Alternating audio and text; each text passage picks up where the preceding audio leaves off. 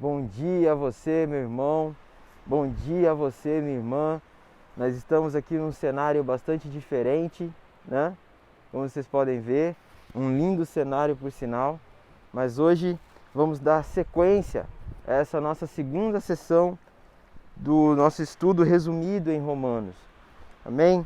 Como foi proposto nas semanas que passaram, nosso objetivo de estudo hoje são os capítulos 9 a 11 de Romanos. Amém? E para a gente iniciar essa reunião, esse nosso encontro de hoje, vamos orar pedindo orientação do Espírito Santo para que nos conduza nesse período de estudo bíblico. Amém? Pai, no nome de Jesus, nós estamos aqui na Tua presença, Senhor. Te agradecendo, Senhor, por mais esse dia, esse lindo dia que o Senhor nos deu. Obrigado, Senhor, pela criação que o Senhor nos deu. Obrigado, Senhor, porque o Senhor nos proporciona essas maravilhas, ó Deus. Paisagens tão lindas, ó Deus. A criação do Senhor é perfeita. E o Senhor se comunica conosco, Senhor, através da Tua maravilhosa criação. Senhor, em nome de Jesus, nós te pedimos agora, Senhor, que o Senhor nos inspire, Senhor, através do Teu Espírito, para que possamos entender, Senhor, a Tua mensagem na Tua palavra, Senhor. E assim, Senhor, a Tua palavra gere vida, Senhor, e frutos de vida eterna, Senhor, em nossos corações, hoje e sempre, em nome de Jesus. Amém e amém. Meus irmãos, nosso objetivo de hoje é o capítulo 9 a 11 de Romanos. E eu gostaria que o nosso texto áureo para essa sessão de estudo seja justamente o versículo 4 do capítulo 10 de Romanos. Se você puder, abra aí a sua Bíblia e vamos ler. Peço já perdão aos irmãos, esse vídeo será um vídeo um pouco mais sucinto, porque estou com condições limitadas aqui, né, para transmissão e gravação, mas ainda assim vamos dar sequência ao nosso estudo, amém? Versículo 4 do capítulo 10 de Romanos, a palavra de Deus diz assim: porque o fim da lei é Cristo, para a justificação de todo aquele que crê. Glória a Deus por isso. Vejam, este texto áureo, na verdade, ele faz parte de uma espécie de conclusão de Paulo em relação a uma argumentação que ele nos apresenta no capítulo 9. Se nós formos ler, fazer uma leitura um pouco mais atenta do capítulo 9, nos primeiros 4 versículos, a estrutura do texto de Paulo é como se fosse um desabafo. E o que mais chama a atenção nesse capítulo 9 é logo o primeiro versículo do capítulo 9. Vejam o que diz o versículo 1 do capítulo 9 de Romanos. Digo a verdade em Cristo, não falo em verdades. Minha consciência o confirma no Espírito. Ou seja, Paulo submete a sua própria consciência à análise do Espírito de Deus. Quem julga a consciência de Paulo não é o próprio Paulo. Quem julga a consciência de Paulo é o Espírito de Deus que habita em Paulo, habita em mim e habita em você. Qual é a mensagem para mim e para você nesse momento? Através da compreensão desse versículo. Que a nossa consciência não deve ser julgada por mim ou por você. As coisas que fazemos, a paz, né, que nós temos, a nossa consciência, ela não deve ser julgada ou estabelecida pelos meus achismos ou pelos seus achismos. Pelo contrário, o que estabelece a nossa paz é a consciência que nós temos sendo julgada e aprovada por Deus. Afinal, quem de nós, estando errados, condenaríamos a nós mesmos quando nos julgamos? Não é mesmo? É por isso que quando fazemos qualquer coisa, esse exercício de análise de consciência deve ser executado não por mim mesmo. Não basta simplesmente a gente dizer, estou com a consciência tranquila em relação a alguma coisa. Não. Quem deve analisar a nossa consciência é o Espírito de Deus.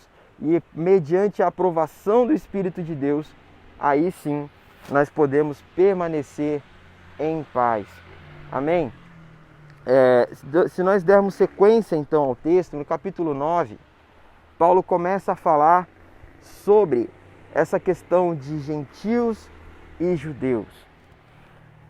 Nós sabemos que aos judeus é conferida a alcunha daqueles que são detentores da primeira aliança, os descendentes sanguíneos de Abraão.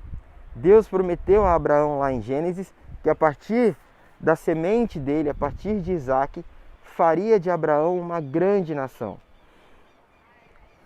Essa promessa de Deus a Abraão, ela de fato foi ambígua. Nós entendemos que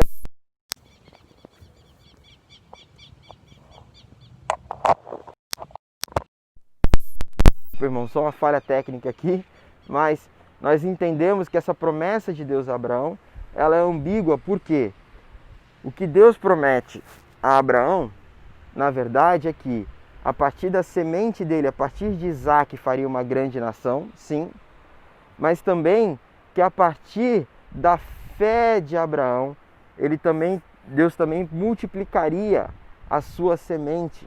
E nessa semente de Abraão, a partir da fé de Abraão, eu e você estamos incluídos. Amém? Nós somos também filhos dessa promessa que Deus fez a Abraão por causa da fé que Abraão depositou em Deus.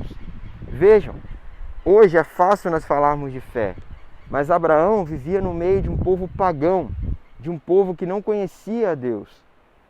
E de repente, num determinado momento, ele ouviu uma voz, a voz de Deus, que o mandava sair da sua terra, sair do meio da sua família e ir para um lugar que Deus o havia mandado. E a partir dessa decisão de obedecer a essa voz, Abraão tem uma série de experiências com Deus que confirmaram a sua própria fé. Como nós vimos em Romanos capítulo 4, a palavra de Deus diz que Abraão creu em Deus e isso lhe foi creditado, lhe foi dado como salário, vamos dizer assim, né? Por justiça. Isso lhe foi creditado por justiça. Abraão, mesmo sem conhecer o conceito, vamos dizer assim, de graça, ele de fato foi justificado pela sua fé. Amém? Sendo assim, meus irmãos, nós gostaríamos de avançar aqui no nosso estudo, avançar aqui na nossa leitura. Em Romanos capítulo 9 ainda, Paulo começa a expor essa questão, né? De que a promessa de Deus foi sim para os filhos. Jesus, a solução, né, dessa questão da justiça e culpa. Jesus, aquele que se sacrificaria para a justificação de todos, veio de fato para a nação de Israel. O Evangelho nasceu de fato para os filhos, para a descendência sanguínea de Israel. Entretanto, eles não reconheceram isso. E porque eles não reconheceram isso, essa promessa, essa mensagem do Evangelho foi ampliada a mim e a você, nos alcançando pela graça de Jesus. Amém? Vejamos o que o texto bíblico diz no versículo 8 de Romanos 9. Em outras palavras, não são os filhos naturais que são filhos de Deus, mas os filhos da promessa é que são considerados como descendentes de Abraão. Pois foi assim que a promessa foi declarada: no tempo certo virei novamente e Sara dará à luz um filho. Esse não foi o único evento, mas também os filhos de Rebeca tiveram o mesmo progenitor, nosso pai Isaque. Contudo, antes mesmo que os gêmeos nascessem ou realizassem qualquer obra, boa ou má, para que o plano de Deus, segundo a eleição, permanecesse inalterado por causa das obras, mas sim, não por causa das obras, mas sim por aquele que chama. Amém? Pulando agora para o versículo 16, a palavra de Deus diz: assim, claro, está claro que isso não depende da vontade e do esforço do ser humano, mas da maneira como Deus focaliza a sua misericórdia. Vejamos, consideremos isso. Quando nós falamos de eleição e quando nós falamos dessa promessa que Deus havia feito a Abraão para um grande povo, nós já entendemos que não foram todos os israelitas que renegaram a Jesus Cristo. Claro que havia sim um remanescente que adotou sim a mensagem do Evangelho e decidiu viver pelo Evangelho. Mas, devido à intensa perseguição que o Evangelho sofreu em Jerusalém, a mensagem do Evangelho foi espalhada para toda a Macedônia, para toda a Judéia e além da Judéia, para a região que hoje é a Turquia, para a Grécia, para Roma, enfim, até chegar a mim e a você. E é por isso que Paulo escreve que os filhos da promessa de Deus a Abraão não são apenas os descendentes sanguíneos, mas sim e principalmente os filhos da fé, os filhos, aqueles que compartilham a mesma fé que Abraão tinha. E por causa dessa fé, nós também somos chamados filhos de Deus. Amém? Sendo assim, nos resta considerar que a grande questão que separa os judeus dos gentios, e talvez seja também um dos grandes motivos pelo que judeus rejeitaram a Jesus Cristo, foi o próprio tradicionalismo judaico.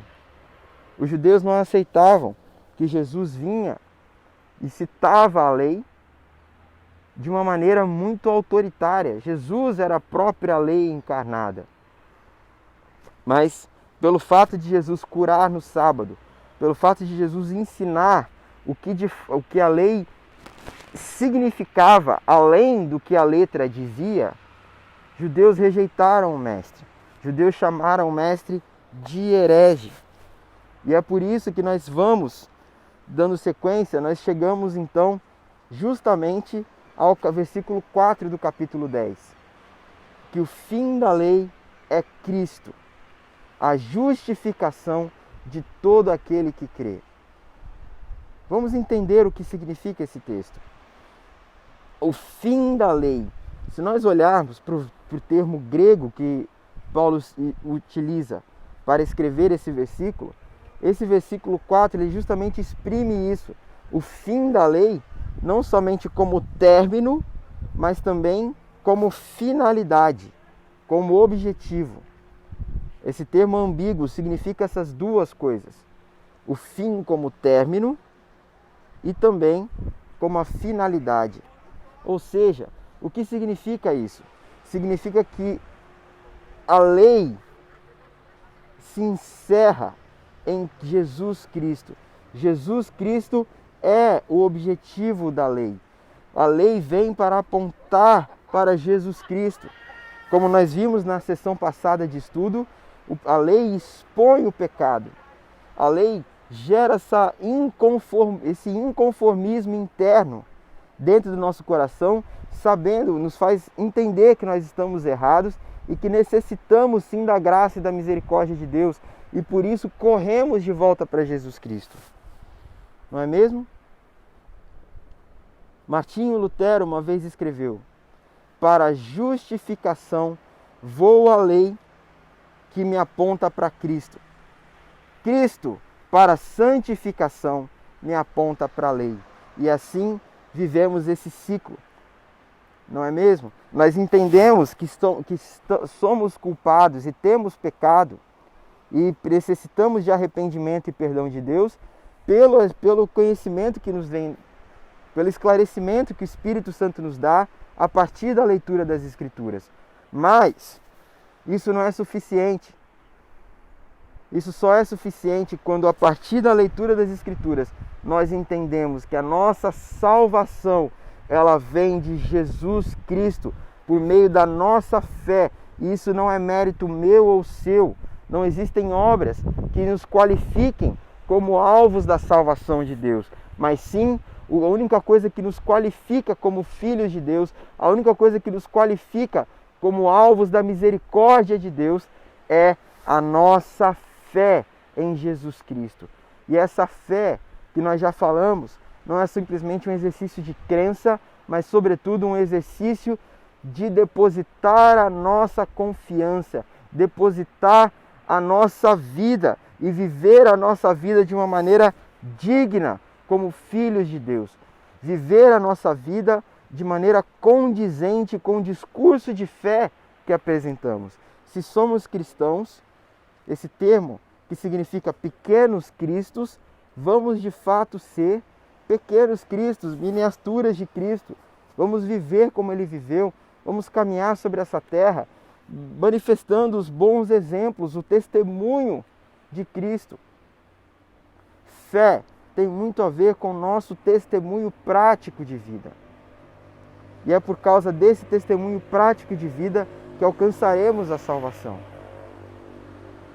Sendo assim, quando Paulo escreve que o fim da lei é Cristo, ele está dizendo que Jesus, ele veio para encerrar um modo tradicionalista e legalista que os judeus viviam, que era simplesmente uma obediência à lei irrestrita, uma obediência cega ao que estava escrito nos códigos da lei de Moisés, mas sem entender os significados, sem ampliá-los para um relacionamento profundo de amor e perseverança na fé. Jesus entrou muitas vezes em confronto contra os fariseus justamente por causa disso, porque eles praticavam a lei à risca sem compreender ou sem fazer com que a prática daquela lei fosse cheia de significado.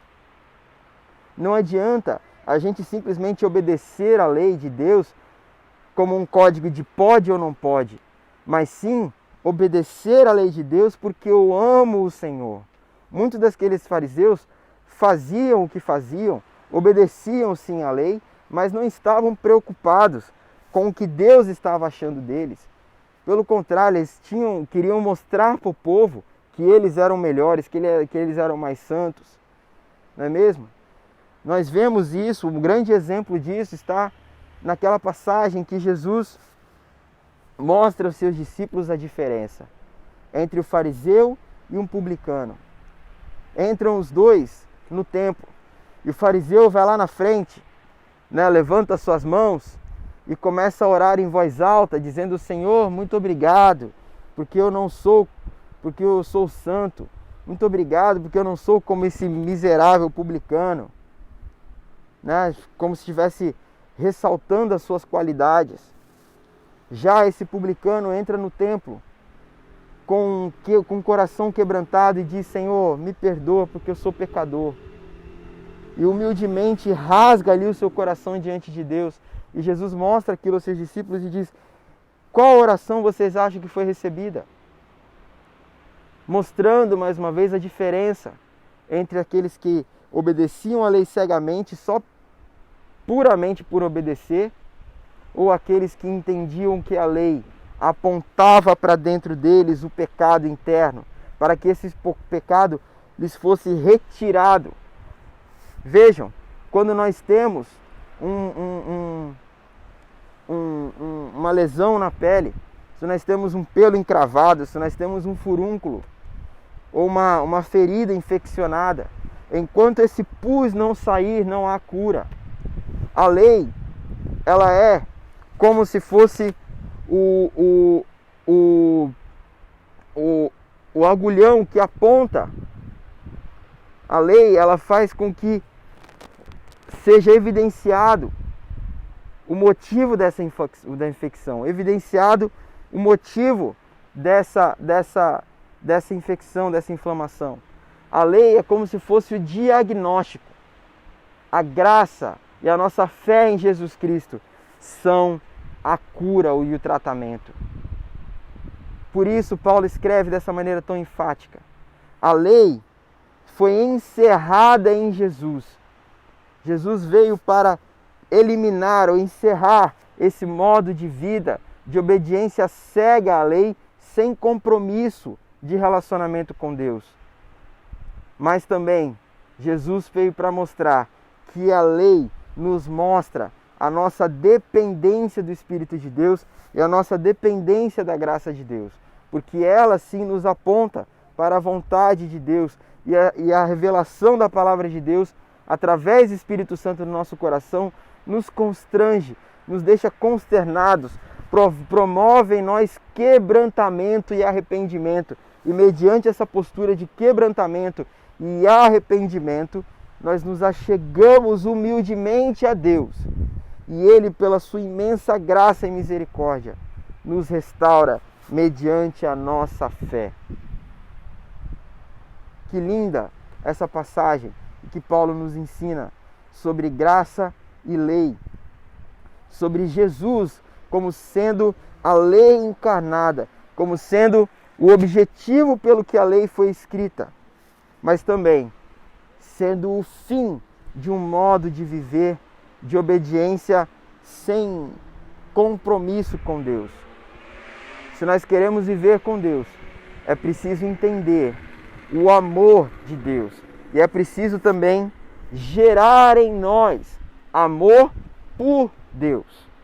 Fazer as coisas que a palavra de Deus diz. Se o Evangelho se resumisse, se a salvação se resumisse a um simples código de faz isso ou não faz aquilo e você vai ser salvo, seria muito fácil. Mas esse não é o ponto central do Evangelho.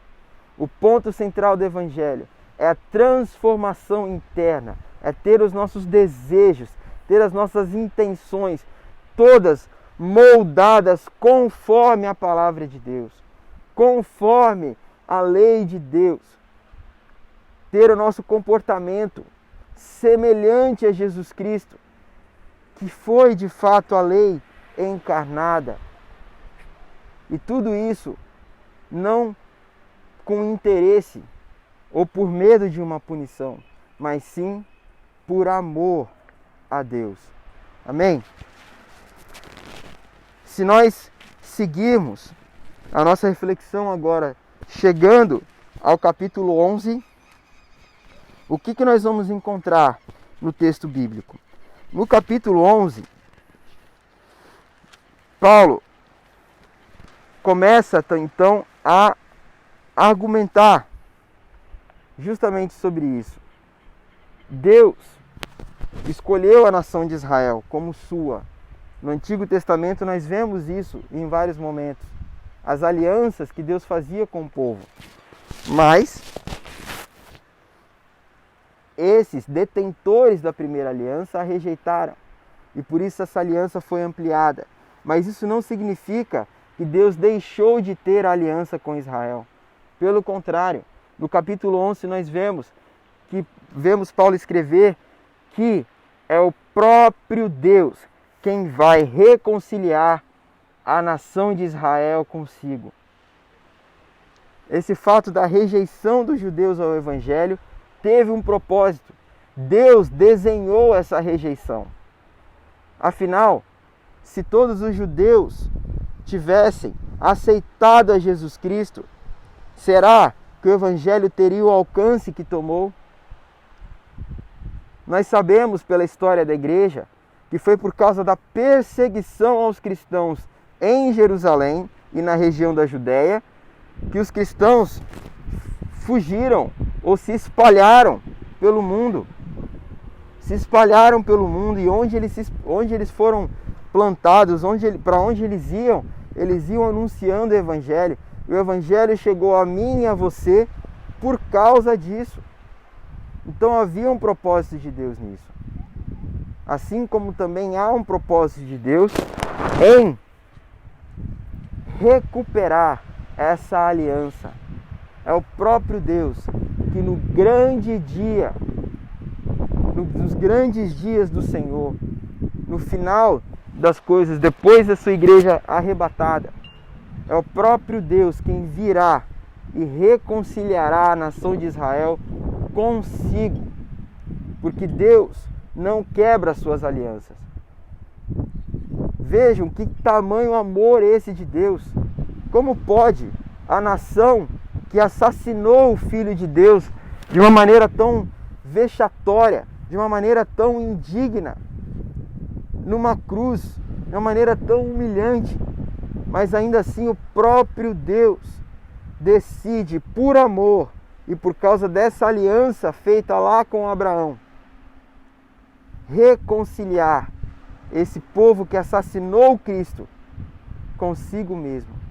Que linda essa mensagem, que lindo é perceber o amor de Deus e a força que tem uma aliança com Deus.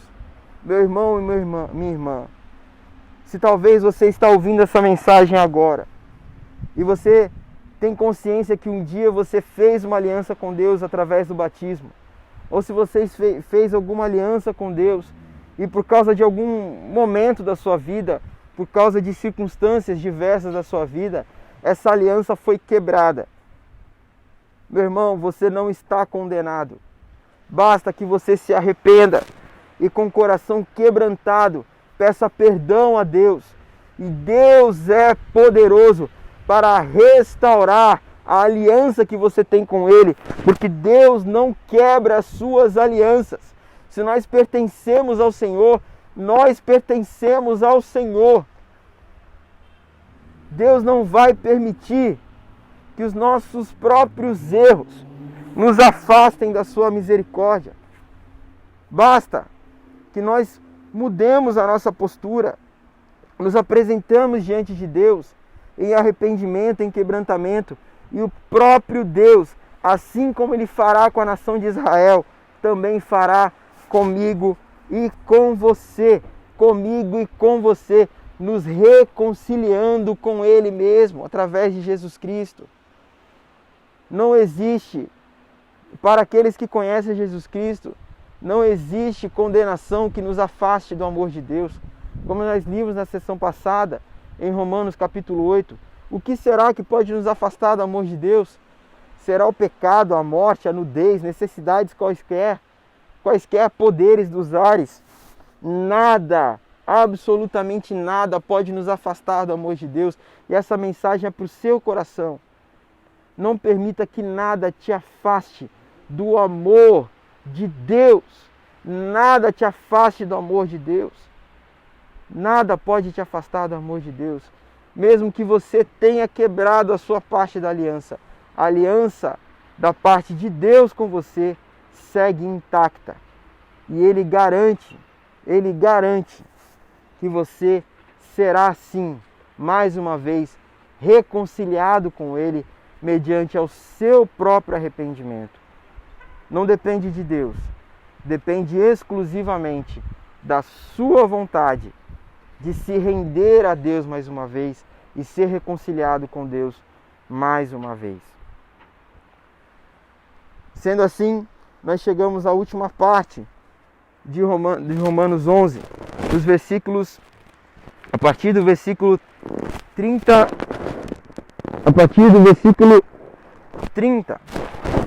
vejam o que diz a palavra de Deus. Desculpe, versículo 29. Diz assim a palavra de Deus: porque os dons e os chamados de Deus são irrevogáveis. Qual foi o dom que a nação de Israel recebeu? Qual foi o dom maior que a nação de Israel recebeu? Foi esse chamado, essa aliança. E essa aliança com Deus era irrevogável. Por isso que o próprio Deus é quem estabeleceu esse plano para a salvação. Do plano para a salvação dos próprios judeus, quando o próprio Deus os reconciliará a Ele mesmo. E falando para mim e para você, esses dons que nós recebemos de Deus, os dons da graça de Deus, a nossa salvação e o nosso acesso a Deus são irrevogáveis. Porém, requerem um comprometimento meu e seu em nos empenharmos a viver uma vida sacra, uma vida digna de filhos de Deus. não desperdiçando a nova vida que recebemos em Jesus. Se nós recebemos uma nova vida em Jesus, vamos viver de maneira digna, de maneira condizente com a mensagem do Evangelho e com os ensinamentos que o Mestre nos deixou. Se nós seguirmos agora para o versículo 30, a palavra de Deus diz assim: pois assim como vós antigamente fostes desobedientes a Deus, mas agora alcançastes misericórdia em virtude da desobediência deles, assim também estes agora tornaram-se desobedientes, para também alcançarem misericórdia em virtude da misericórdia a vós demonstrada. Porquanto Deus colocou todos debaixo da desobediência, a fim de usar de misericórdia para com todos. Assim como Israel foi uma vez a nação obediente e desobedeceram a Jesus Cristo pelas suas próprias convicções, rejeitando o Mestre, e a desobediência deles resultou em obediência dos gentios, ou seja, de outras gentes, resultou na minha e na sua obediência. Assim como isso aconteceu, também Deus os trará para a obediência. O que isso significa? Deus equalizou toda a humanidade. Judeus, gentios, gregos, romanos, não importa. Deus equalizou toda a humanidade debaixo da desobediência, para que a partir dessa desobediência universal, Deus pudesse também oferecer uma porção igual de misericórdia para cada um de nós.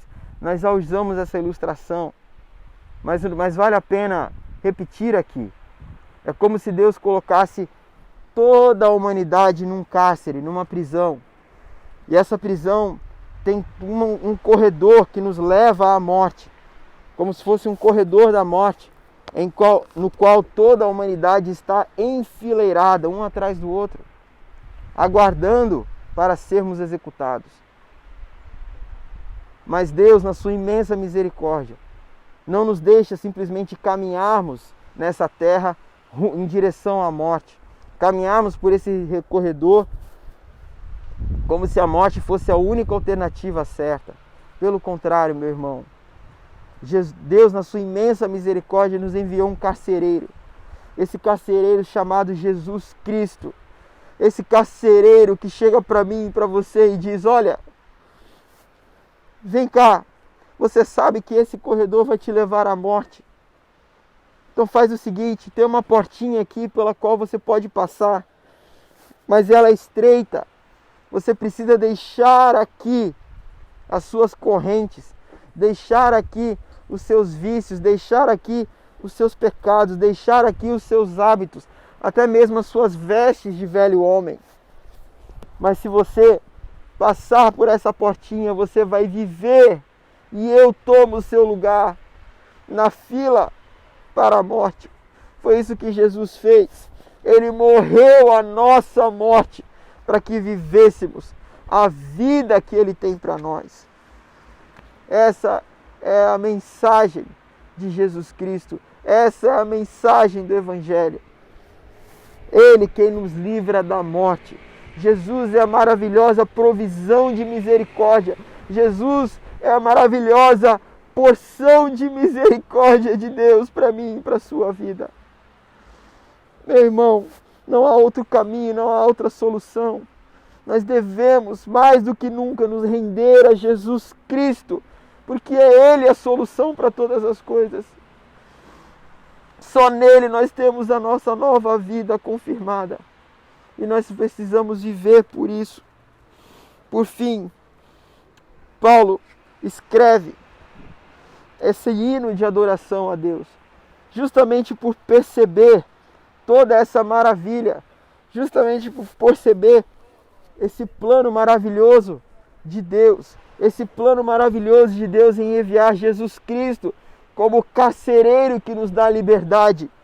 Paulo escreve esse hino de adoração a Deus, que diz assim, a partir do versículo 33: ó profundidade da riqueza, da sabedoria, e do conhecimento de Deus. Quão insondáveis são seus juízos e quão inescrutáveis seus caminhos. Pois quem conheceu a mente do Senhor? Quem se tornou seu conselheiro? Quem primeiro lhe deu alguma coisa para que lhe recompense? Porquanto dele, por ele e para ele são todas as coisas. A ele seja a glória perpetuamente.